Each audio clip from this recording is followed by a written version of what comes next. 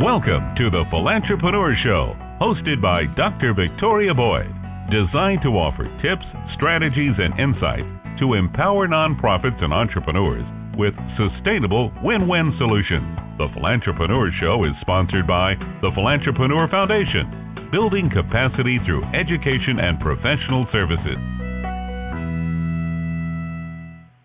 Well, welcome. This is Dr. Victoria Boyd, president of the Galaxy Group and editor of the Philantrepreneur Journal, and my co-host, Heidi Anderson, founder of the Foundation to Foster Empowerment. I just love that name. It flows so well. And president of Electronic Commerce International. We are thrilled to bring you the Philantrepreneur Show, which airs, as you heard, every first and third Wednesday at 8 a.m. Pacific Standard Time.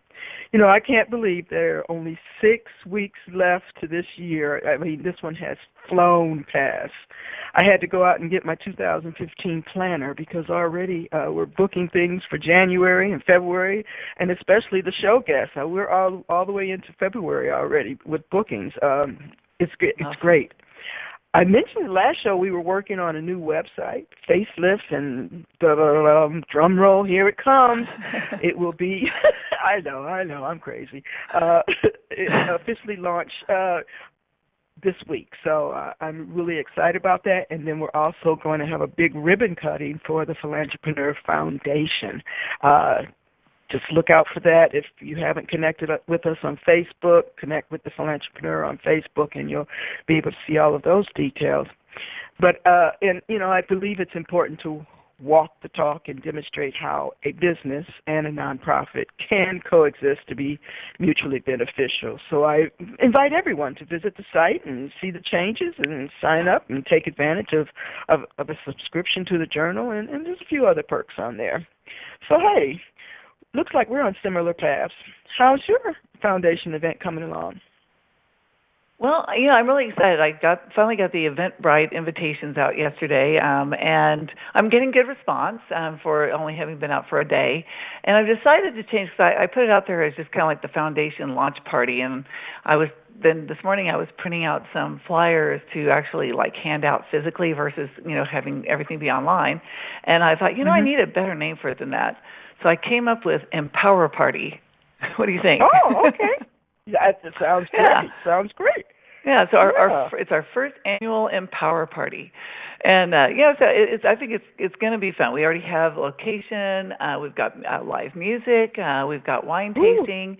I got a couple of silent auction items lined up, but I need a lot more. So I'm kind of going to hit the streets over the next couple of days and work on that. And still need food and the wine glasses for the wine tasting. So I'm actually thinking about getting some made that have the foundation logo on them.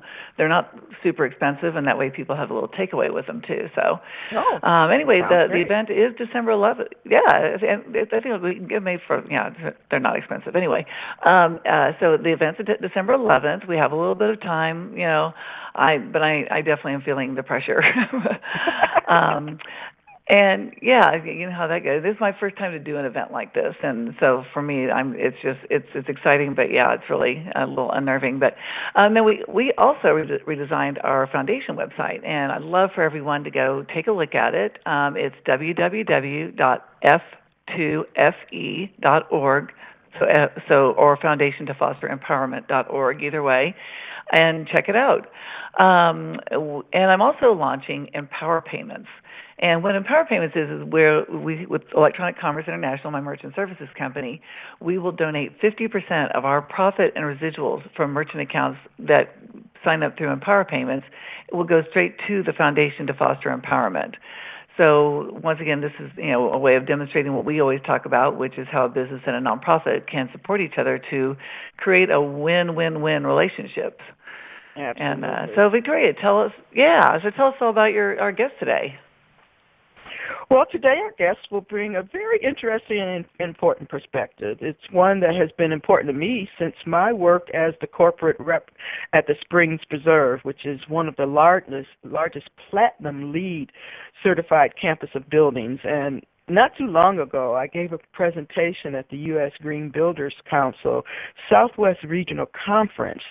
LEED stands for Leadership in Energy and Environmental Design, and is a building certification process developed by the council. So platinum is that highest level and most prestigious certification, and to get that, it's quite a feat. And the campus really is quite remarkable. If you've never visited the Springs Preserve, it's something to see. But working there opened my eyes to it's great. How many, I learned how many strategies and the importance of taking at least first steps for individuals and companies to implement some green strategies. It is a key element in corporate social responsibility and a process that business and nonprofits strive to demonstrate. And it's measured and reported. So today's show will add to the Philantrepreneur model of community impact by including the environment. And I'm so excited to welcome Sarah Sutton. She's from Carlisle, Massachusetts. She's author of numerous books, articles, and a product called Mend the Marble, Fixing the Planet 1 Week at a Time. I just love that title. It's a deck of 52 green idea cards for anyone who wants to fix the planet one step at a time or 1 week at a time. Sarah Sutton is a great idea. It is. I mean, and it's so easy to do. You just flip the cards over. But she's a consultant in environmental sustainability for museums, zoos, gardens, schools, and open space organizations. She is a LEED AP, a professional accredited by the United States Green Building Council for sustainable operations and maintenance of existing buildings. In the nonprofit sector for over 30 years, she's entered the green world when she was asked to prepare a sustainability grant proposal for a small college campus. And if you know anything about grant preparation, it takes a lot of research, and in the process, you certainly learn a lot. So Sarah recognized how valuable green changes were, monetarily and environmentally, and especially for the type of institution which were her clients. So I am happy to welcome to the show Sarah. You actually have a background in history, but now work with mostly zoos and aquariums. That's sort of an interesting transition. Please give us a little bit more on a historical perspective of your career evolution. It sounds like you found your purpose. I do feel like I have. Good morning, Heidi. Good morning, Victoria. Well, hello. It was sort of quite a journey to go from a liberal arts background, getting a master's in history, undergraduate work in American studies. I think that background of learning how to collect data, do research, synthesize material, and make a case is why I got started in my grant writing work in the museum field. When I was studying in museum school, I asked my mentor, what's the one thing I need to leave here knowing how to do? And he said, if you're going to work for museums, you have to learn how to raise money. And I said, oh, pick something else, please. That's the worst. And he said, no, that's what you need to learn how to do. And it's actually been something I've done in all of my work ever since.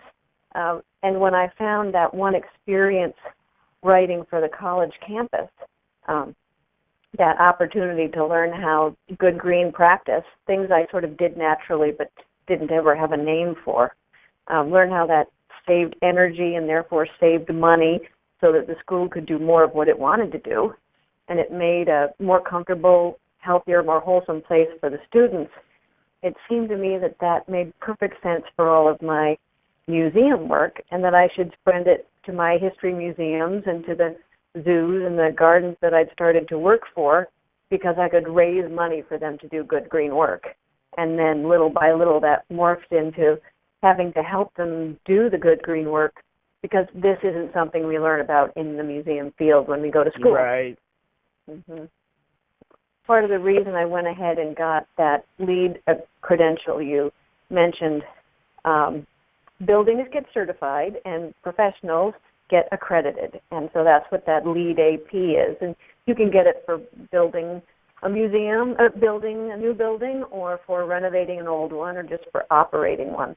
And early on in the LEED process, I decided museums needed to do that work, but there wasn't anybody who particularly understood it. So I did an awful lot of self-study, taking the course, getting the credentialing, and then doing the required continuing education. And every time I learned something new, it had a direct benefit for all of my clients. So you can definitely say that I've gotten the environmental religion, and I just try to find as many ways as possible to share it with anybody who will listen. You know, it's interesting because at the Foundation to Foster Empowerment, one of the things that we have, it's going to be I'm sorry, I'm blanking out on my own thing. Empower tools. So it's basically like having kids, youth aging out of the foster care system, learning to work with power tools and build houses and renovate, and a big part of that I would like to be making the houses more green. Is there a way you would suggest we go about doing that, as far as teaching them how to take older houses maybe and remodel them so that they're green? Well, the biggest impact area, the first impact area, is always energy efficiency. And with an older building, you start at the outside and work your way in. They call it securing the building envelope. So keeping the air from blowing in and out on a cold, windy day like it is here in Boston today, providing insulation, filling up the gaps, those are the first lines of defense. And then after that, you start thinking about how many electric things you're going to put into this house and how often you're going to turn them on. And the better you can design your house to use less energy or to use energy in the smartest way possible, the less expensive it will be for them to run that house into the future. And that's sort of like an endowment for their own family, is reduced cost to operate. Okay, Absolutely. Interesting. So I guess there might be like people I can find here in Phoenix that could come in and mentor the kids in doing that properly. Right. Well, and one way to do it, the U.S. Green Building Council often has a local roundtable that does a lot of public outreach, charitable work in order to educate the public.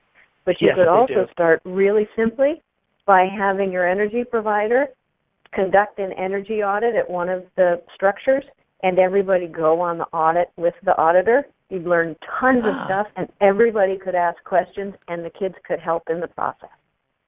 Oh, that would be really interesting. That's a great idea.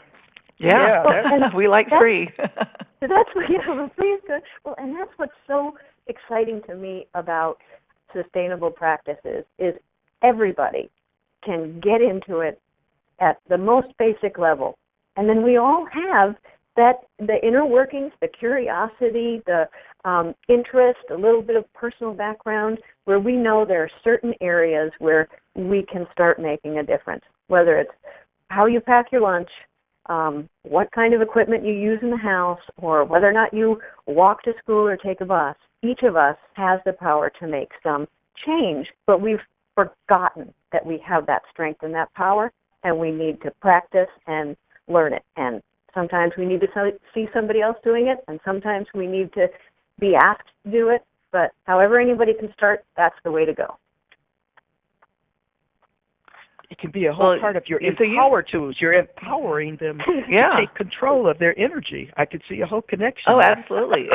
And their environment. Yeah, and their environment. I think it's awesome. I mean, as I said, it's kind of written into my whole plan, but it's good to have some input on how to actually go about it. So Sarah, you've written several books, and looking at their titles, it seems that you are the messenger. So why is that important to you? I think there are two answers to that question. One is why is this the path I've chosen, and the other, for me, why is that my delivery path, and then why is it the delivery activity? And the path of writing is because I love to do research and I love to synthesize material, but the only way I truly internalize it is by writing it out. Being able to describe it requires me to put it all together in a way that makes sense enough for me, and therefore I should be able to explain it to somebody else. So that's why the writing is the tool that I use.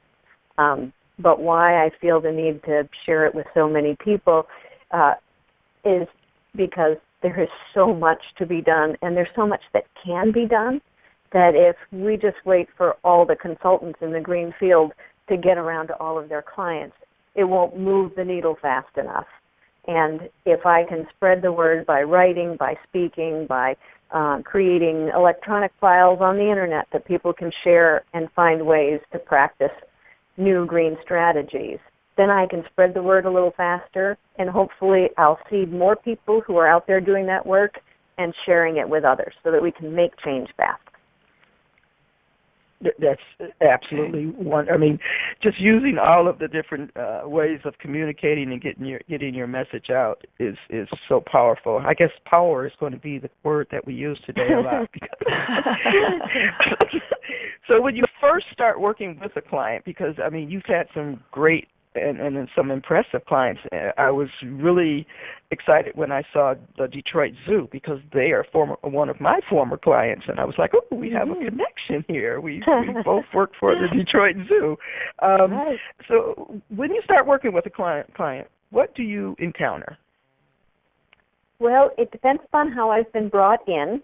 If somebody from on high brings me in, then usually most of the folks I'm going to be working with aren't quite sure why I'm there, and they're not quite sure this is what they want to spend their time and energy on. So what I usually encounter is just a little bit of resistance or suspicion. And I know that's going to happen, and my personal goal is by the end of the day, anybody who joined me in my first meeting with their arms crossed will be joining me in the last meeting much more relaxed, arms down by their sides, contributing to the conversation and really participating. I usually start by doing a walking tour with anybody from the staff I can get to join me. The more people, the better. And we just go section by section talking about energy use, daylight, materials, and the practices, how a particular room is used. And I get people to talk about what they do, and then I highlight the things that they're already doing that are green. Because all of our nonprofits have too little money and too little time. So we've gotten very efficient and very resourceful. There are a lot of good green things we're doing already. And usually when they are reminded of all that good green work, they realize that they can do this. It's not rocket science. And now we start creating together ways to go ahead in greener fashion. And usually when you can get the whole team pulling in the same direction, the boat goes farther and faster. So that's my goal. Oh, yeah. Absolutely. So you created a 52-week guidebook, and even though it's called the Green Nonprofit, it's not just for nonprofits, right? It sounds like it's for everyone. What inspired you to write that? Well, I had recently finished a book called The Green Museum with my co-author, Elizabeth Wiley, and that was specifically for the museums, zoos, and garden fields, talking about sustainable practices. But other people were interested, but they wanted to be a little quicker off the mark in making some green change right away. And the 52 weeks was a way to give them some structure to get in. Often people feel a little deer in the headlights when they think of all the green things they could do. Where do you begin? How do you start? Well, this 52-week approach, whether it's the Mend the Marble deck of cards or this nonprofit book, gives you just a list. You can scan the list and say, okay, creating a bulletin board to talk about green ideas, I could actually pull that off today. So I'm going to start it that week and just do it. And people could go right through and cherry pick the things they wanted to do first. Or if they're very methodical and strategic, they can start right at the beginning and steadily work through each practice.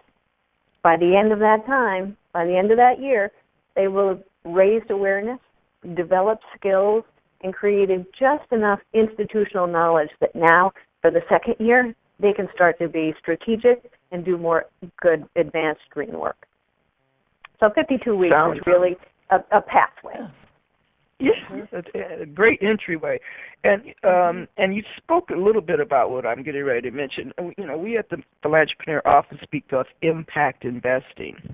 What do you think prevents people from investing in this kind of change?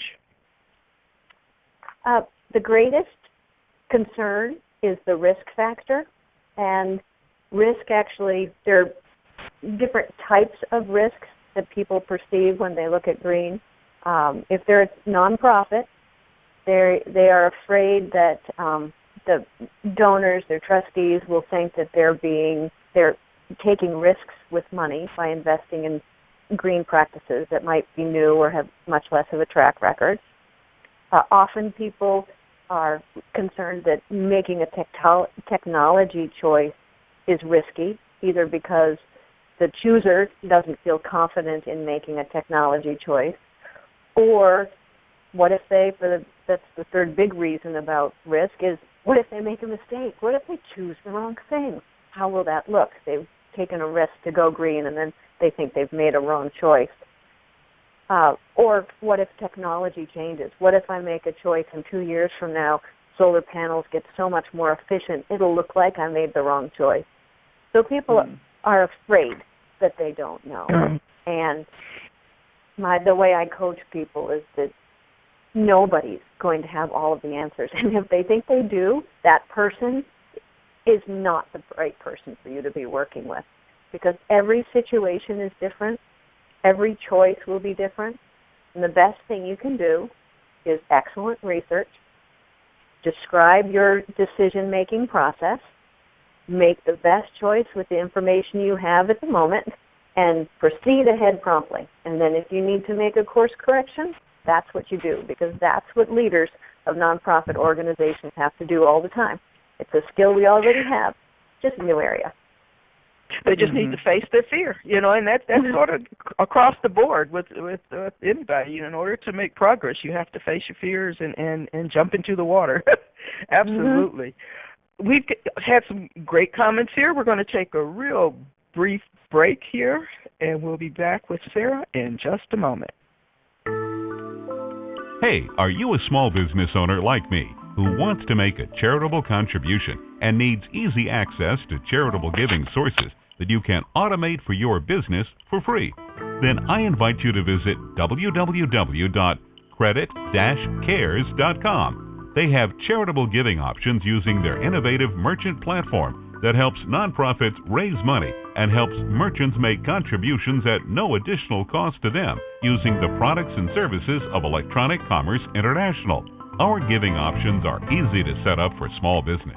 So if you have a business entity, we can donate in your business name. Go to www.accredited-cares.com and see how you can make a difference every day by doing what you already do.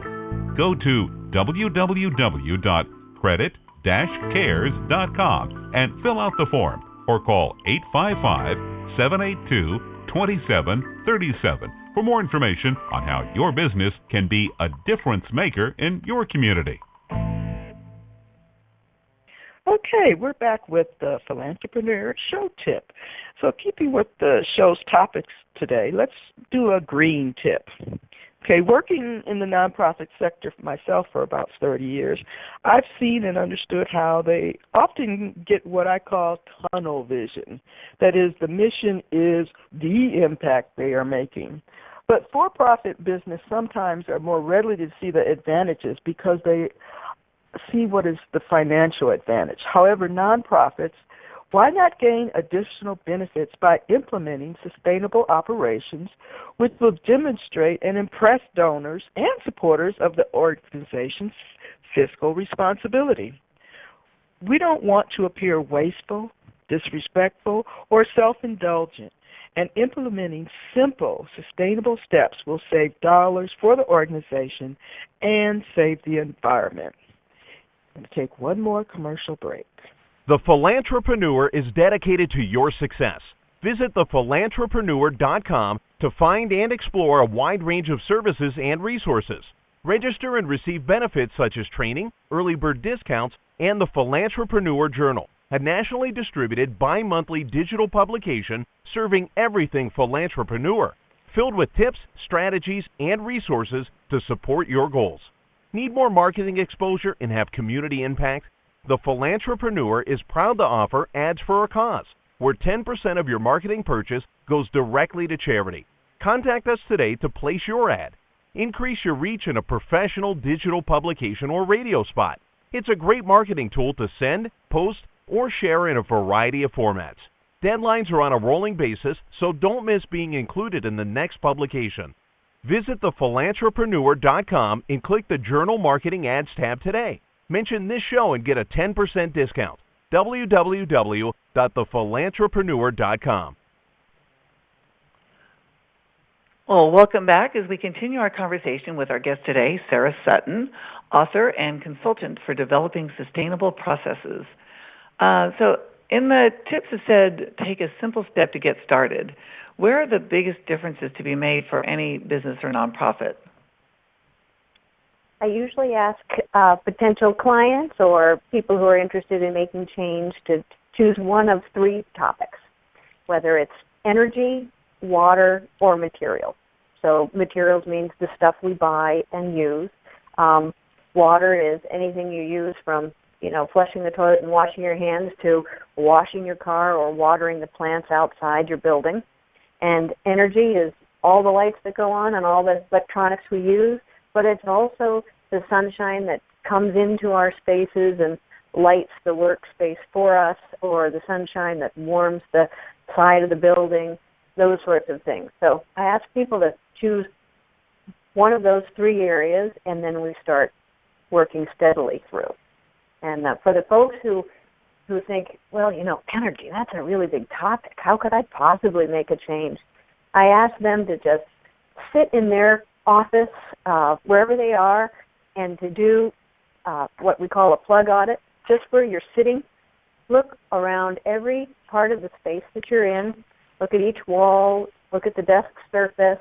Look at what's plugged into the smart strips on the floor, and just take an audit of the number of electronics you have in your building, in your room, how many of them are plugged in, how many of them are turned on, and how many of them you really need.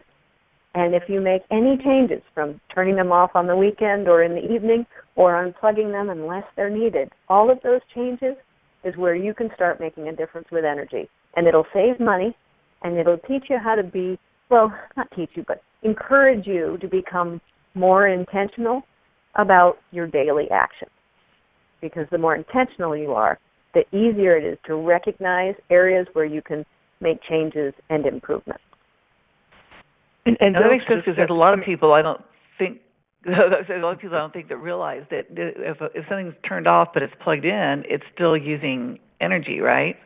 Exactly. It's still draining energy, and especially the ones that have a light on, like the coffee maker that still has a digital clock and it has a red or a green light that's on. But even something without any lights or a digital clock, if it's plugged into the wall, there's electricity being pulled from that. And if you've got, if you unplug it, you immediately save energy.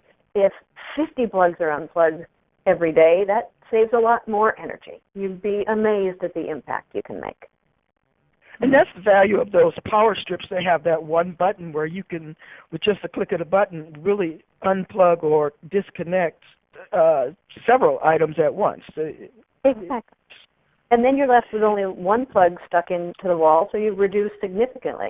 But even better, they've invented something called smart strips. Have you heard about a smart strip?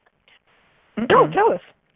Well, it's got that on-off switch, just like you mentioned, but the last 1, 2, or maybe 4, depending on how big it is, the last 4 of the sockets remain on anyway, because you've left that plugged into the wall. But those things like your modem, the connection to your server, if there's something that needs to be plugged in all the time, that smart strip will leave that plugged on. But you can turn off everything else. Wow, okay.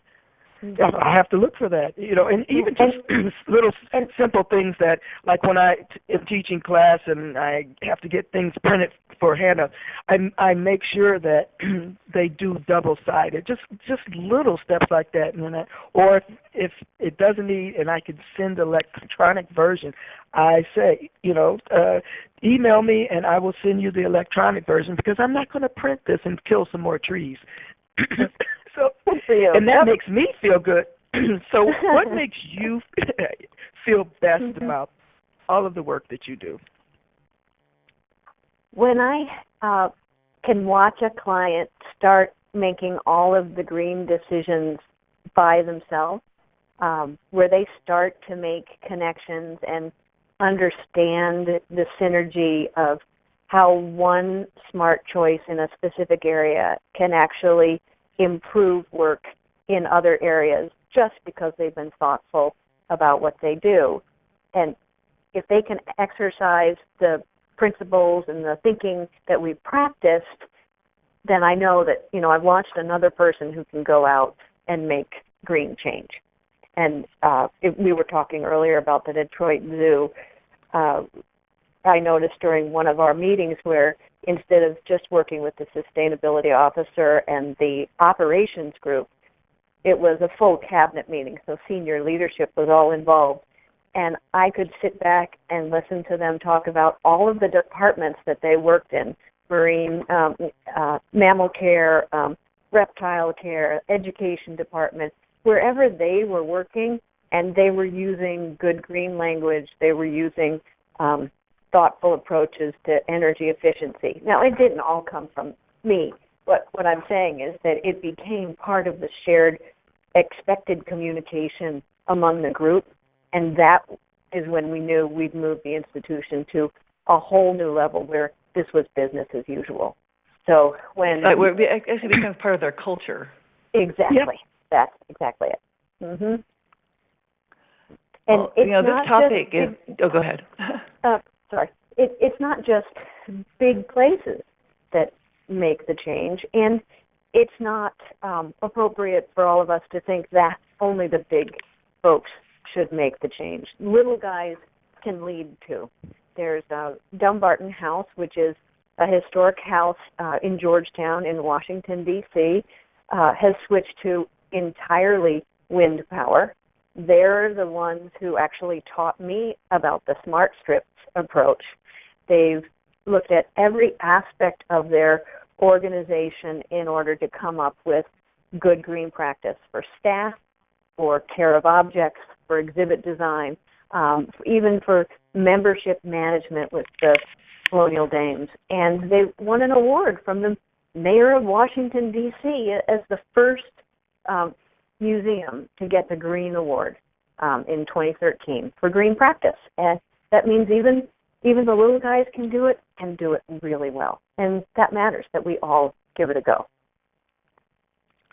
Yeah, because this topic today does impact all of us. And, you've been immersed in the sector for some time, and one statement you made in your writings is climate change is not an opinion, it's a community experience.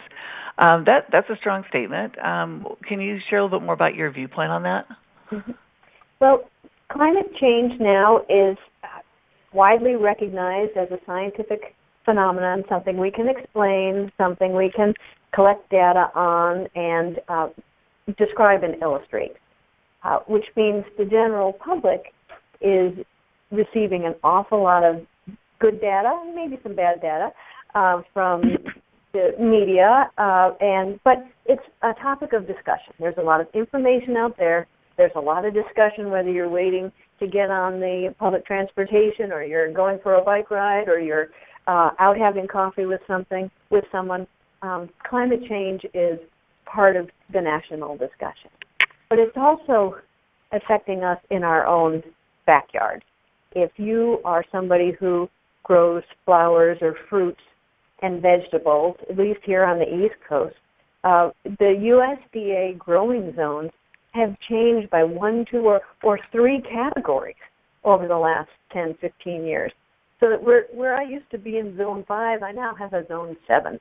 That's a big difference in So that's the time that your plants should bloom. So that it's bloom time, it's length of the growing season, it's what your climate is like for things to grow in. And those numbers have changed because climates have changed. So you're saying really, like they become shorter growing seasons, or no, is that what you're saying? I'm just trying to understand.